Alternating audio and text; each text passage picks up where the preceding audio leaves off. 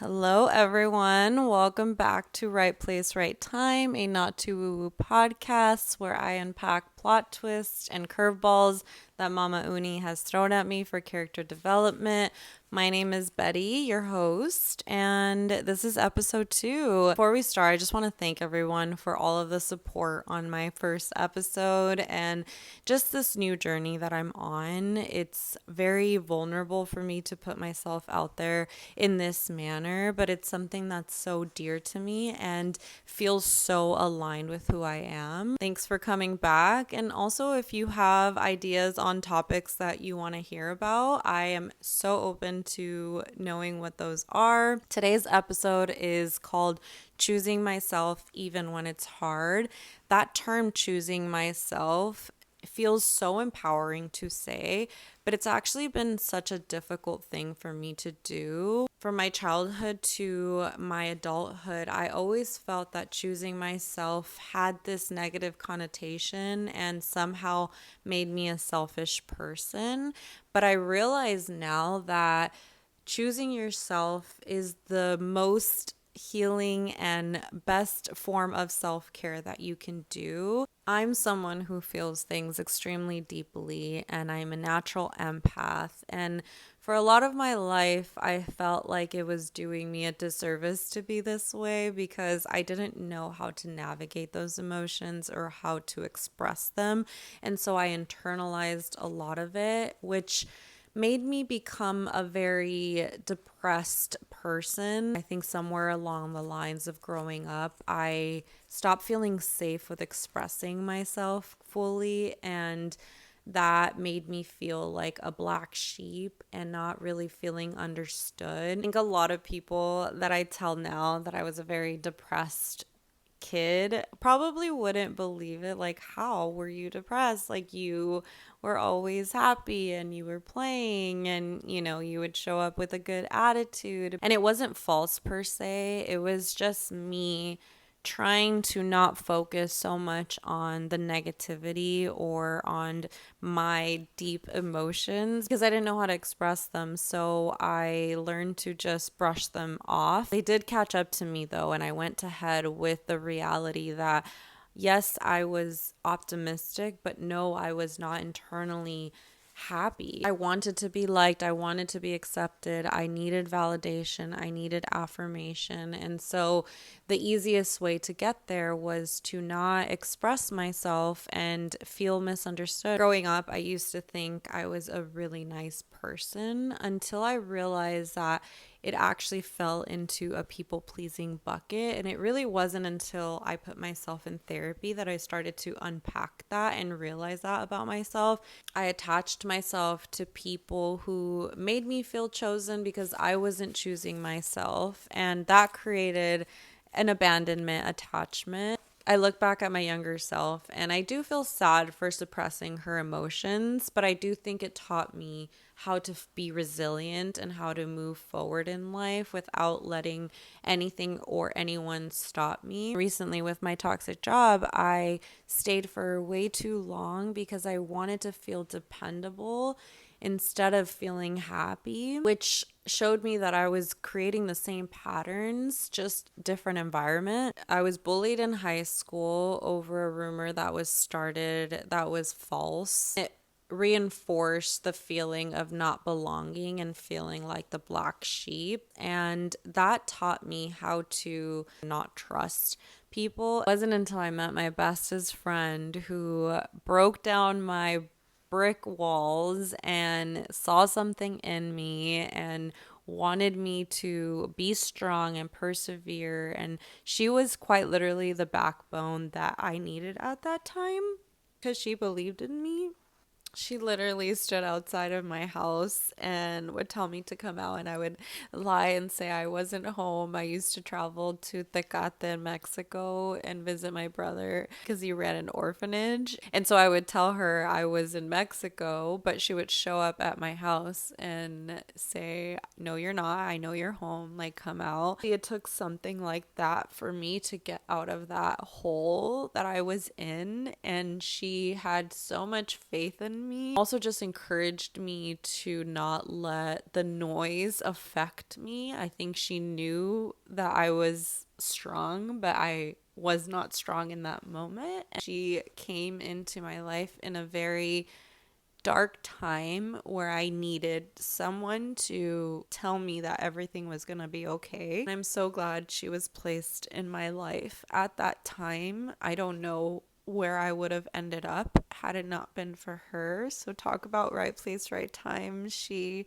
came in exactly when I needed someone to show up for me. Also encouraged me to choose myself. And so now that I'm in this place of confidently being able to say that I do choose myself, I think back to those times and I think I'm so incredibly grateful for everybody that was put on my path and specifically her in that moment. I did not expect to cry on this episode. I firmly believe if you are a good person and you put good energy out into the universe, you will get that right back. Every time I've needed a lending hand, the universe has placed something or someone on my path to help me overcome any obstacle that I'm going through. And I want to believe that I'm also that person for people. It's incredibly important to have a support system that you feel safe and seen with and fully trust, especially if you're an empath or feel things deeply like I am. I'm also a Scorpio by birthright, and I am someone who just has so many emotions. I can go so deep with them. Feeling things deeply is so special. There was a part of me that always questioned why me and do I have to feel this way and why can't I just be blissfully unaware? But I would not trade that for anything. Feeling things deeply is so special. I want to be fully honest and transparent here with you guys about all of my journeys and what I've gone through, discovering how to choose myself amongst all of the noise and knowing that it is safe for me to choose myself. It is self-care for me to choose myself. I am number one because if we don't put ourselves first, who else is going to do it? And it's that saying of you have to love you in order to love someone else or in order to be loved. And I completely agree with that. For a long time, I was filling the void of not knowing how to show up for myself with other people or other things because I wanted to still feel whole. It's crazy to think of my journey, even this past year where I moved out on my own in a whole new city with not knowing really anybody here is something that I wanted to do for myself so that I could really discover who I am and my purpose. Losing my pit bull of 15 years, I mean, she was my emotional support animal. She carried so much of my emotions and was there for me for so many of my life experiences. To not have her with me at this point is a whole new experience for me because I'm really having to do a lot of this on my own. I also want to say that being an individual doesn't mean you have to be alone or independent all of the time. It just means that you are comfortable within your own skin. You know who you are, you love yourself, and you choose yourself every day. That's my biggest learning, and I'm continuing to learn things about myself, that I continue to put myself first, that I'm not waiting for someone else to pour into my cup. I'm pouring into my own cup. I read this quote that said, a relationship, whether platonic or romantic, is about two wholes coming together, not two halves to complete a whole, but two wholes coming together. And I resonate with that quote now more than ever because I do think it's so incredibly important to feel whole within yourself. I'm still going through so much healing in my life and I'm tapping into my inner child and I'm giving her a really big hug and I'm apologizing for neglecting parts of her that were so special and unique to her. A lot of that self-talk that I gave myself growing up, I would never say that to a child now. That's what I can't wrap my head around, is why we choose to give compassion to others but not give that same compassion to ourselves. And choosing yourself doesn't mean you don't have any insecurities or any vulnerabilities or you're just perfect or the most confident person.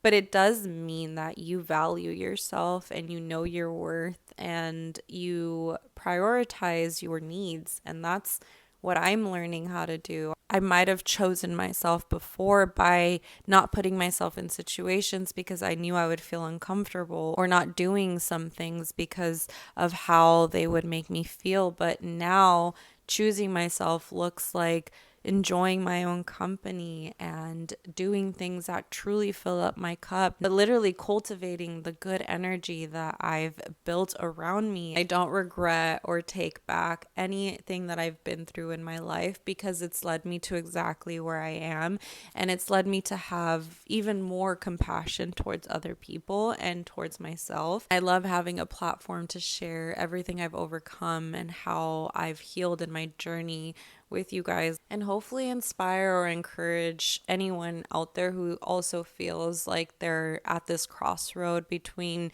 wanting to choose themselves but not really knowing how.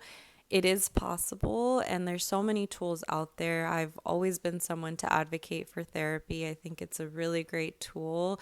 Doesn't mean there's anything wrong with you. You don't even have to have depression or anxiety. It's just an outlet to express your thoughts, and from someone who has a very professional mindset and who is not biased, they can help you understand why you process things the way you process them, why you think the way you think. And believe it or not, a lot of our hardwired truths that we tell ourselves come from our childhood and things that we picked up along the way. I've been going to therapy for 10 years on and off.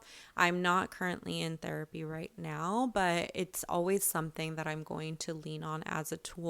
And I like to joke and say that I have my metaphorical toolbox with all my tools in there because we need them out here. So many of you have reached out and commented on my bravery and my courage and how strong I am for taking that leap of faith of leaving that toxic job or putting myself out there and starting this podcast. And I want to say that that all comes from not letting who you were define who you're going to blossom into. I do pride myself in always pushing forward and rising from the ashes and not letting myself fall too deep into a hole because I know what a black hole looks like. I was in a very depressed state of mind in high school, which was so difficult for me to navigate, not having any tools at that point. When I think of a healed person, I don't think of them as erasing the past or erasing things that they've been through. I think of them as having the right and necessary tools to help them overcome those situations if they present themselves again in their life. If you guys are going through a season of change or wanting to discover more about yourself, I encourage seeking therapy or a life coach or a friend who has gone through something similar. I'm always here. I'm open ears. If you guys ever want to reach out and talk about anything, I mean, it's quite literally my favorite topic to talk about is mental health. I want to end this by saying that I'm still currently unlearning a lot of those behaviors, a lot of those habits, a lot of that people pleasing mentality, and understanding that I don't have to abandon myself to be accepted. I would rather stand in a room alone than stand in a room with people who do not validate me, who do not appreciate me, who do not value my worth. Even when it feels lonely, I want to be surrounded by people who fill my cup up, who I can trust with my whole heart. I keep a very tight core group of people who fully know me, fully accept me for who I am, and embrace like all parts of me. For the first time, I'm actually experiencing what it's like to be on my own side and stand firm on that side, because at the end of the day, choosing ourselves is the most important thing we can do. even when it's hard. Push past those barriers, push past that uncomfortable feeling. We got this. I love you guys, and I hope you come back for episode 3. Bye.